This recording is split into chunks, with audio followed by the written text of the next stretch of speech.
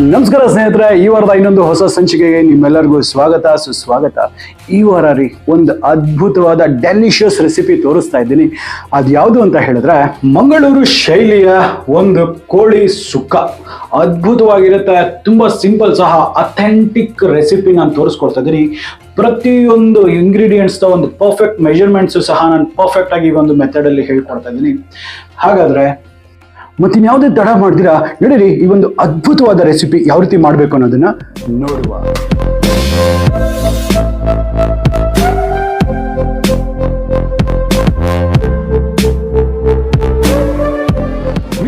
ನೀವು ನೋಡ್ತಿದ್ರೆ ನಾನು ಇಲ್ಲಿ 1 kg ಅಷ್ಟು ಚಿಕನ್ ತಗೊಂಡಿದ್ದೀನಿ. ನಾನು ಪ್ರತಿಯೊಂದು ಸಹ ತಾಯಿ ಮೀಟ್ ಅನ್ನ ತಗೊಂಡಿದ್ದೀನಿ. ಅಂತ ಹೇಳಿದ್ರೆ ಚಿಕನ್ ಲೆಗ್ ಪೀಸಸ್ ಇರುತ್ತಲ್ಲ, ಆ ಲೆಗ್ ಪೀಸಸ್ ನ ಈ ರೀತಿ ಕಟ್ ಮಾಡ್ಕೊಂಡಿದ್ದೀನಿ. ಆ ತರ ಪೀಸಸ್ ತಗೊಂಡ್ರೆ ನಿಮ್ಗೆ ಸ್ವಲ್ಪ ಜ್ಯೂಸಿ ಆಗಿರುತ್ತೆ. ಇದನ್ನೆಲ್ಲ ಚೆನ್ನಾಗಿ ಒಂದು 2-3 ಸತಿ ನೀರಲ್ಲಿ ಸ್ವಲ್ಪ ಅರಿಶಿನ ಮತ್ತೆ ಉಪ್ಪನ್ನ ಹಾಕಿ ತೊಳೆದಿದ್ದೀನಿ. ಸೊ ಈಗ ಕ್ಲೀನ್ ಮಾಡ್ಕೊಂಡಿದ್ದೀನಿ. ಇದನ್ನ ನಾನು ಪಕ್ಕಕ್ಕೆ ಈಗ ಈ ಒಂದು ಚಿಕನ್ ಸುಕ್ಕದ ಒಂದು ಮಸಾಲಾ ಪೌಡರ್ನ ಸೀಕ್ರೆಟ್ ಇಂಗ್ರೀಡಿಯೆಂಟ್ಸ್ ನ ತೋರಿಸ್ಕೊಡ್ತಾ ಇದ್ದೀನಿ. ಅದರಲ್ಲಿ ಮೊದಲನೇದಾಗಿ ಇಲ್ಲಿ ನೋಡ್ತಿರ್ಬೋದು, ಬ್ಯಾಡಗೆ ಮೆಣಸಿನ್ಕಾಯಿ ಒಂದು 15ರಿಂದ 20, ಅದ್ರ 4 ಗುಂಟೂರು ಮೆಣಸಿನ್ಕಾಯಿ ಕೂಡ ನೀವು ಹಾಕೋಬಹುದು. ಇಲ್ಲಿ ಕಲರ್ ಚೆನ್ನಾಗಿಲ್ಲ ಅಂದ್ಬಿಟ್ಟು ನಾನು ಪ್ರತಿಯೊಂದನ್ನು ಸಹ ಬ್ಯಾಡಗೆ ಹಾಕೊಂಡಿದ್ದೀನಿ. ನಿಮ್ಮ ಖಾರದ ಅನುಗುಣವಾಗಿ ನೀವು ಇದನ್ನ ಹೆಚ್ಚು ಕಮ್ಮಿ ಮಾಡ್ಕೋಬಹುದು. ಸೊ ಈಗ ಈ ಮೆಣಸಿನ್ಕಾಯಿಗಳೆಲ್ಲ ಬೇಕಾಗುತ್ತೆ ನೋಡಿ. ಈಗ 1 kg ಚಿಕನ್ಗೆ ನಾನು ಸರಿ ಸುಮಾರು 3 ಟೇಬಲ್ ಸ್ಪೂನ್ ಅಷ್ಟು ಧನಿಯಾ ಅಥವಾ ಕೊತ್ತಂಬರಿ,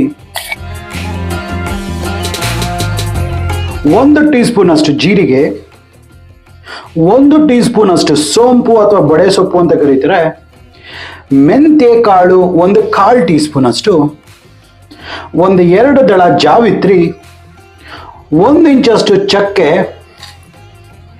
5-6 ಲವಂಗ,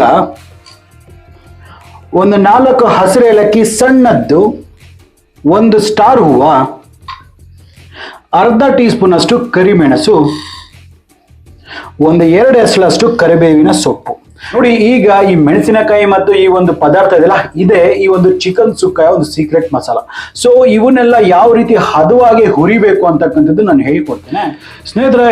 ಈಗ ನೋಡಿ, ನೀವು ನೋಡ್ತಿರ್ಬೋದು, ಇಲ್ಲಿ ಒಂದು ಪ್ಯಾನ್ ಅನ್ನ ನಾನು ತಗೊಂಡಿದ್ದೀನಿ. ಪ್ಯಾನ್ ಸಹ ಚಂದ ಬಿಸಿ ಆಗಿರುತ್ತೆ. ಇದರಲ್ಲಿ ಈ ಒಂದು ಒಣ ಮೆಣಸಿನಕಾಯಿನ ಹಾಕೊಳ್ತೇನೆ. ಇದ್ರ ಮೇಲ್ಗಡೆ 1 ಟೀ ಸ್ಪೂನ್ ಅಷ್ಟು ಎಣ್ಣೆಯನ್ನ ಹಾಕ್ತೀನಿ. ಎಣ್ಣೆನ ಹಾಕ್ಬಿಟ್ಟು ಈ ಒಂದು ಮೆಣಸಿನಕಾಯಿನ ಏನು ಹುರಿಬೇಕು ಅಂತ ಹೇಳಿದ್ರೆ ಈವನ್ ಆಗಿ ಹೀಟ್ ಡಿಸ್ಟ್ರಿಬ್ಯೂಟ್ ಆಗುತ್ತೆ. ಮತ್ತೆ ಎಲ್ಲಾ ಕಡೆಯಿಂದ ಕೂಡ ಈ ಒಂದು ಮೆಣಸಿನಕಾಯಿ ಅಂತಕ್ಕಂಥದ್ದು ಕ್ರಿಸ್ಪ್ ಆಗುತ್ತೆ. ನೆನಪಿರ್ಲಿ, ಈ ಒಂದು ಮೆಣಸಿನಕಾಯಿ ಏನಿದೆ ಗೊತ್ತಾ, ಟೋಟಲಿ ಎಲ್ಲಾ ಕಡೆಯಿಂದ ಕ್ರಿಸ್ಪ್ ಆಗಬೇಕು. ಅಲ್ಲಿವರೆಗೂ on medium to high flame ಅಲ್ಲಿ ಇದನ್ನ ಹುರ್ಕೊಳ್ಳಿ.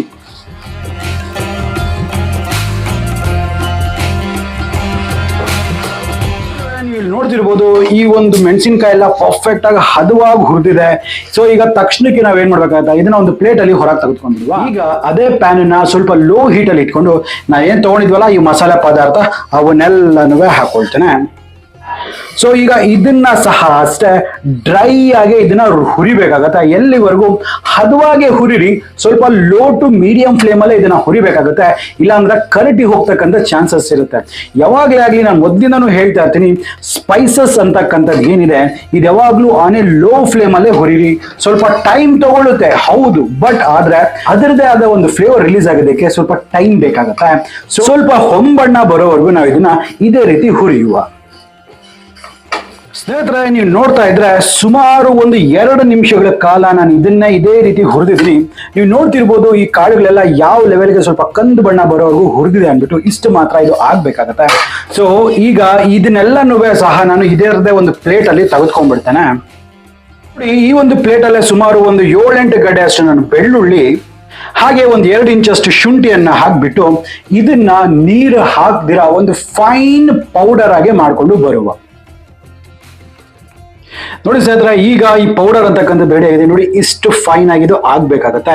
ಸೊ ಈಗ ಈ ಮಸಾಲೆ ಪೌಡರ್ ರೆಡಿ ಆಗಿದೆ. ಇದನ್ನ ಪಕ್ಕಕ್ಕೆ ಇಟ್ಕೊಳ್ತೇನೆ. ಸ್ನೇಹಿತರೆ, ಈಗ ಒಂದು 2ನೇ ಮಸಾಲೆ ಅಂತ ಹೇಳಿದ್ನಲ್ಲ, ಅದನ್ನ ಮಾಡ್ಕೋಬೇಕಂತ ಹೇಳಿದ್ರೆ 1 ಟೇಬಲ್ ಸ್ಪೂನ್ ಅಷ್ಟು ನಾ ಎಣ್ಣೆಯನ್ನ ಹಾಕೊಳ್ತೇನೆ. ಈಗ ಎಣ್ಣೆ ಚಂದ ಬಿಸಿ ಆಗಿದಿಲ್ಲ, ಇದರಲ್ಲಿ ಒಂದು ಸ್ವಲ್ಪ ನಾನು ಈರುಳ್ಳಿಯನ್ನ ಹಾಕೊಳ್ತೇನೆ. ಹೆಚ್ಚು ಕಮ್ಮಿ 1 ಈರುಳ್ಳಿ ಅನ್ಕೊಳ್ಳಿ, 5-6 ಎಸಳು ಬೆಳ್ಳುಳ್ಳಿ, 1/2 ಇಂಚಷ್ಟು ಶುಂಠಿ, 1/4 ಟೀ ಸ್ಪೂನ್ ಅಷ್ಟು ಉಪ್ಪು, ಸ್ವಲ್ಪ ಈರುಳ್ಳಿ ಫ್ರೈ ಆಗ್ಲಿಕ್ಕೆ. ಈಗ ಈ ಈರುಳ್ಳಿ ಅಂತಕ್ಕಂಥದ್ದು ಏನಿದೆ ಸ್ವಲ್ಪ ಚೆನ್ನಾಗಿ ಬಾಡ್ಬೇಕು. ಅಲ್ಲಿವರೆಗೂ ಇದನ್ನ ಚೆನ್ನಾಗಿ ನಾವು ಹುರಿಯುವ. ಈಗ ಬೇಕಾದ್ರೆ ನೀವು ಫ್ಲೇಮ್ ಅನ್ನ ಜಾಸ್ತಿ ಮಾಡ್ಕೋಬಹುದು.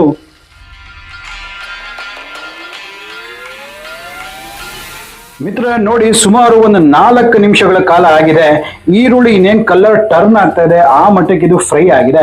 ಸೊ ಈ ಸಂದರ್ಭದಲ್ಲಿ ಏನ್ ಮಾಡೋಣ, ಅರ್ಧ ಹೋಳು ಕಾಯಿ ತುರಿಯನ್ನ ನಾನು ಹಾಕೊಳ್ತೇನೆ. ಈ ಕಾಯಿ ತುರಿ ನೀವು ಎಷ್ಟು ಬೇಕಾದ್ರೂ ಹಾಕೋಬಹುದು, ತುಂಬಾ ಜಾಸ್ತಿ ಆದ್ರೆ ಖಾರ ಕಮ್ಮಿ ಆಗುತ್ತೆ ಅನ್ನೋದನ್ನ ನೆನಪಿಟ್ಕೊಳ್ಳಿ. ಇದಕ್ಕೆ ಒಂದು 1/4 ಚಮಚದಷ್ಟು ಅರಿಶಿಣವನ್ನು ಸಹ ಹಾಕೊಳ್ತೇನೆ. ಈಗ ಇದನ್ನ ಚಂದ ಒಮ್ಮೆ ಮಿಕ್ಸ್ ಮಾಡುವ. ಇದನ್ನ ಒಂದು 2 ನಿಮಿಷಗಳ ಕಾಲ ಇದೇ ಎಣ್ಣೆಯಲ್ಲಿ ಹೈ ಫ್ಲೇಮ್ ಅಲ್ಲ ಇದನ್ನ ಕ್ಲೀನ್ ಆಗಿ ಕೈ ಆಡಿಸ್ತಾ ಇದನ್ನ ಮಿಕ್ಸ್ ಮಾಡ್ಬೇಕಾಗತ್ತೆ.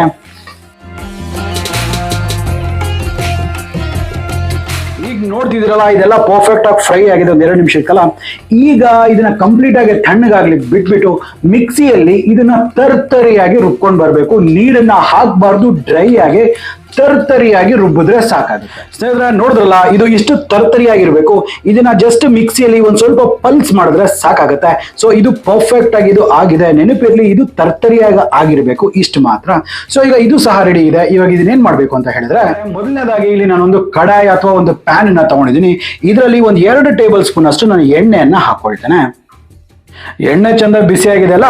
ಈಗ ಇದರಲ್ಲಿ ಒಂದು ಮೀಡಿಯಂ ಸೈಜಿನ ಈರುಳ್ಳಿಯನ್ನ ಈ ರೀತಿ ಹಚ್ಕೊಂಡಿರ್ತಕ್ಕಂಥದ್ದನ್ನ ಎಲ್ಲನೂ ಹಾಕೊಳ್ತೇನೆ. ಈರುಳ್ಳಿ ಸ್ವಲ್ಪ ಜಲ್ದಿ ಕುಕ್ ಆಗಲಿ ಅಂದ್ಬಿಟ್ಟು ಒಂದು 1/4 ಟೀ ಸ್ಪೂನ್ ಅಷ್ಟು ಉಪ್ಪು, ಒಂದು 2 ಎಸಲಷ್ಟು ಕರಿಬೇವಿನ ಸೊಪ್ಪು.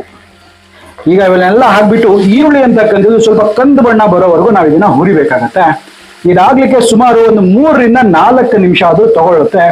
ಆದ್ರೂ ಚಿಂತೆ ಇಲ್ಲ, ಇದನ್ನ ಮಾಡಲೇಬೇಕು.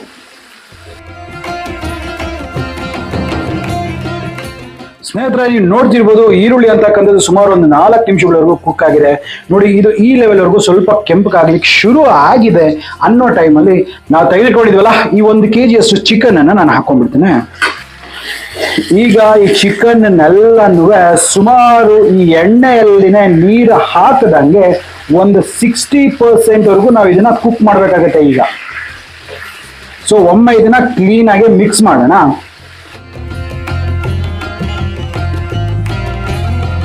ಈಗ ಈ ಚಿಕನ್ ಏನಿದೆ ಇದು ಒಂದು 60% ವರೆಗೂ ಕುಕ್ ಆಗಬೇಕು. ಸೊ ಆದ ಕಾರಣವಾಗಿ ನಾವು ಇದನ್ನ ಕಮ್ಮಿ ಅಂದ್ರೆ ಒಂದು 7 ರಿಂದ 8 ನಿಮಿಷಗಳ ಕಾಲ ಹೈ ಫ್ಲೇಮ್ ಅಲ್ಲಿ ಕುಕ್ ಮಾಡಬೇಕು. ಸೊ ಹಾಗಾಗಿ ಲಿಡ್ ಅನ್ನ ಕ್ಲೋಸ್ ಮಾಡಿಬಿಟ್ಟು ಒಂದು 7 ರಿಂದ 8 ನಿಮಿಷಗಳ ಕಾಲ ಮಧ್ಯದಲ್ಲಿ ಕೈ ಆಡಿಸ್ತಾ ಇದನ್ನ ಒಂದು 8 ನಿಮಿಷಗಳ ಕಾಲ ಮೀಡಿಯಂ ಟು ಹೈ ಫ್ಲೇಮ್ ಇದನ್ನ ಕುಕ್ ಮಾಡುವ. ನೋಡಿ, ಒಂದು 4 ನಿಮಿಷ ಆದ ನಂತರ ಮಧ್ಯದಲ್ಲಿ ಮಿಕ್ಸ್ ಮಾಡ್ಲಿಕ್ಕೆ ಮತ್ತೆ ನಾನು ಇದನ್ನ ತೆಗಿತೇನೆ. ನೋಡಿ, ಚಿಕನ್ ಎಲ್ಲ ನೀರನ್ನ ಬಿಟ್ಟಿರುತ್ತೆ. ಸೊ ಈಗ ಮತ್ತೆ ಇನ್ನೊಮ್ಮೆ ಇದನ್ನ ಮಿಕ್ಸ್ ಮಾಡ್ಕೊಳ್ತೇನೆ, ಯಾಕಂದ್ರೆ ತಳ ಹಿಡಿಬಾರ್ದು ಅನ್ನೋ ಒಂದು ಕಾರಣಕ್ಕಾಗಿ ಅಷ್ಟೇ.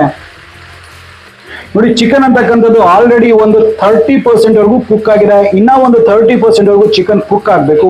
ಸೊ ಆದ ಕಾರಣವಾಗಿ ಮತ್ತೆ ನಾನು ಲಿಡ್ ಅನ್ನ ಕ್ಲೋಸ್ ಮಾಡಿಬಿಟ್ಟು ಇನ್ನ ಒಂದು 4-5 ನಿಮಿಷದವರೆಗೂ ನಾನು ಕುಕ್ ಮಾಡ್ತೇನೆ. ಸ್ನೇಹಿತರೆ, ಈಗ ಸರಿಸುಮಾರು 9 ನಿಮಿಷಗಳ ಕಾಲ ಆಗಿದೆ. ಈಗ ಲಿಡ್ ಅನ್ನ ಓಪನ್ ಮಾಡ್ಕೊಳ್ತೇನೆ. ನೀವು ನೋಡ್ತಾ ಇರ್ಬೋದು, ಇಲ್ಲಿ ಚಿಕನ್ ಒಳಗಡೆ ಎಲ್ಲ ನೀರು ಯಾವ ರೀತಿ ಊಸೌಟ್ ಆಗಿದೆ ಅಂದ್ಬಿಟ್ಟು. ನೋಡಿ, ಎಷ್ಟು ಮಾತ್ರಕ್ಕೆ ನೀರು, ಚಿಕನ್ನಿನ ನೀರು ಮತ್ತೆ ಫ್ಯಾಟ್ ಅನ್ನೋದು ಬಿಟ್ಟಿದೆ ಅಂದ್ಬಿಟ್ಟು. ಸೊ ಈಗ ಚಿಕನ್ ಅಂತಕ್ಕಂಥದ್ದು ಒಂದು 60% ವರೆಗೂ ಇದು ಕುಕ್ ಆಗಿದೆ. ಸೊ ಮಿಕ್ಕಿರ್ತಕ್ಕಂಥ ಚಿಕನ್ ಅನ್ನ ನಾವು ಈ ಮಸಾಲೆ ಏನ್ ಮಾಡ್ಕೊಂಡಿಲ್ಲ ಅದರಲ್ಲಿ ನಾವು ಕುಕ್ ಮಾಡುವ. ಸೊ ಅದಕ್ಕಿಂತ ಮುಂಚೆ ಒಂದು ಸಣ್ಣ ನೆಲ್ಲಿ ಗಾತ್ರದ ಹುಣಸೆ ಹಣ್ಣಿನ ರಸನ ಈ ರೀತಿ ನಾನು ತೆಗೆದುಕೊಂಡಿದ್ದೀನಿ ಕಿವುಚಿ. ಸೊ ಈಗ ಈ ಹುಣಸೆ ಹಣ್ಣಿನ ರಸವನ್ನ ನಾನು ಹಾಕೊಳ್ತೇನೆ. ಹಾಗೆ ಇದರೊಟ್ಟಿಗೆ ನಾವು ಮಾಡ್ಕೊಂಡಿದ್ವಲ್ಲ ಈ ಒಂದು ಪುಡಿ, ಈ ಒಂದು ಸೀಕ್ರೆಟ್ ಮಸಾಲಾ ಪುಡಿ ಇದೆಯಲ್ಲ, ಈ ಒಂದು ಮಸಾಲೆಯನ್ನೆಲ್ಲ ಇದರಲ್ಲಿ ಹಾಕೊಂಡ್ಬಿಡ್ತೇನೆ. ಸ್ವಲ್ಪ ಕರಿಬೇವಿನ ಸೊಪ್ಪನ್ನು ಸಹ ಹಾಕೊಳ್ತೇನೆ. ತುಂಬಾ ಒಳ್ಳೆ ಫ್ಲೇವರ್ ಕೊಡುತ್ತೆ. ನಿಮಗೆ ಬೇಕಂದ್ರೆ ಹಾಕಿ, ಇಲ್ಲಾಂದ್ರೆ ಬೇಡ. ಈಗ ಇದನ್ನೆಲ್ಲನೂ ಮಿಕ್ಸ್ ಮಾಡ್ಕೊಳ್ಳೋಣ.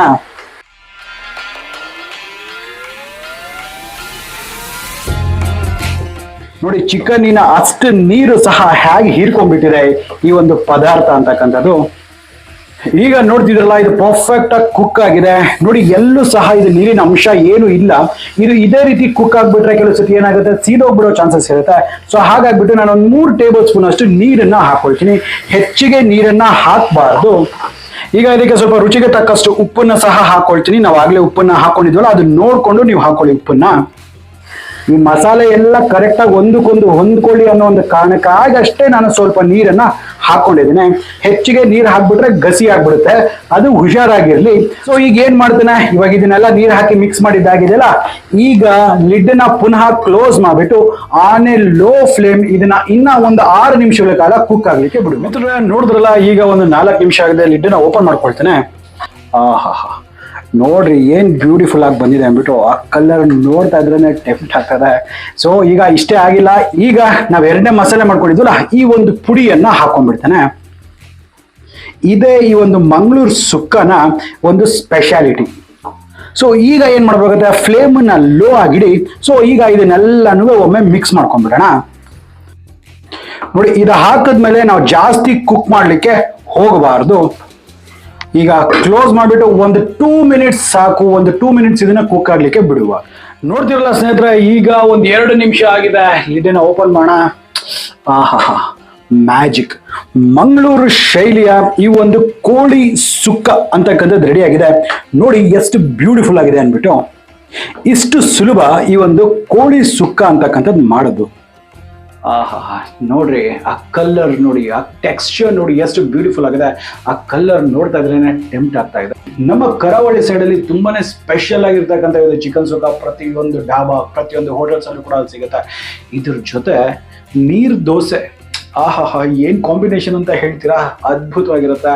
ಒಮ್ಮೆ ನಾ ಹೇಳಿರೋ ರೀತಿಯಲ್ಲಿ ಇದನ್ನ ಮಾಡಿ ನೋಡಿ, ಪರ್ಫೆಕ್ಟ್ ಆಗಿರ್ತಕ್ಕಂಥ ಮಂಗಳೂರು ಶೈಲಿಯ ಈ ಒಂದು ಚಿಕನ್ ಸುಕ್ಕ ಅಂತಕ್ಕಂಥದ್ದು ರೆಡಿ ಆಗುತ್ತೆ.